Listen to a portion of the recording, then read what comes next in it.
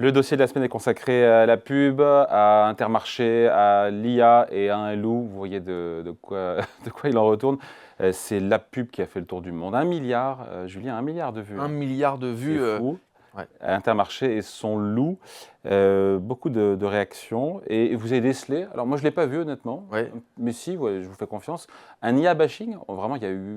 Il y a eu un IA bashing, alors je vais vous expliquer pourquoi. Déjà, le premier à se féliciter du fait que cette pub n'ait pas été créée avec de l'intelligence artificielle, c'est son patron, c'est Thierry Cotillard. Je ne sais pas si vous l'avez vu. Patron d'Intermarché. Le patron d'Intermarché, il a fait un peu tous les plateaux télé, il était notamment au JT de 20h de Léa Salamé cette semaine et il a eu une satisfaction du fait que cette pub n'ait pas été créée avec de l'intelligence artificielle. Et dans beaucoup de commentaires sur les réseaux sociaux, les gens sont quelque part contents que cette pub n'ait pas été créée avec de... Pub 100% française. Alors c'est une pub effectivement 100% française et ça on peut le saluer, c'est un vrai succès français. Elle a été créée par une agence de pub française, par un studio de création aussi basé à Montpellier. Mais moi, ce qui me dérange, c'est cette petite musique qui dit que sans IA c'est bien, avec de l'IA c'est suspect, et c'est cette vision assez binaire, voire simpliste,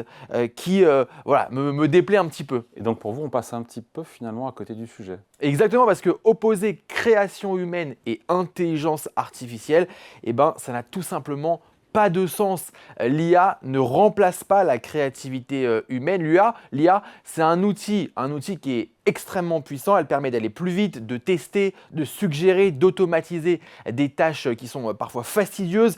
Elle peut aussi nourrir un processus créatif, l'enrichir, l'accélérer, mais pas remplacer la création qui repose, elle, sur l'intuition, sur l'émotion, parfois même sur l'imperfection. Le problème, en fait, c'est pas l'IA, c'est comment on utilise l'IA et c'est ce que certains en font. Les algorithmes, ce ne sont pas donc les algorithmes qui produisent des mauvaises pubs, c'est les décisions humaines, des choix marketing par exemple frileux, une créativité sous contrainte, une confusion entre innovation technologique et idées créatives. Donc, qu'on se rassure, la création publicitaire a encore de beaux jours devant elle. Tant que l'IA ne saura pas raconter une histoire qui nous touche vraiment, elle restera à sa place, celle d'un outil et pas d'un auteur. Oh, la punchline, c'est vrai ça, c'est d'un outil, pas d'un auteur. Il y a eu un bad buzz cette semaine avec la pub Coca qui était faite à base d'IA. Exactement, il y a eu un bad buzz, mais pourquoi il y a eu un bad buzz avec cette publicité donc de Coca-Cola qui a été uniquement générée avec de l'intelligence artificielle? Et d'ailleurs, cette pub, elle mettait en scène des animaux aussi, mais en fait, Coca-Cola l'a retirée tellement il y a eu des gens qui se sont plaints en fait du fait qu'elle était trop artificielle justement, puisque générée par l'IA,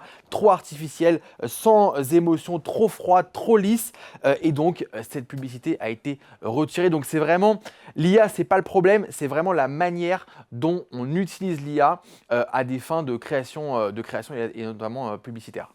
Allez, merci Julien.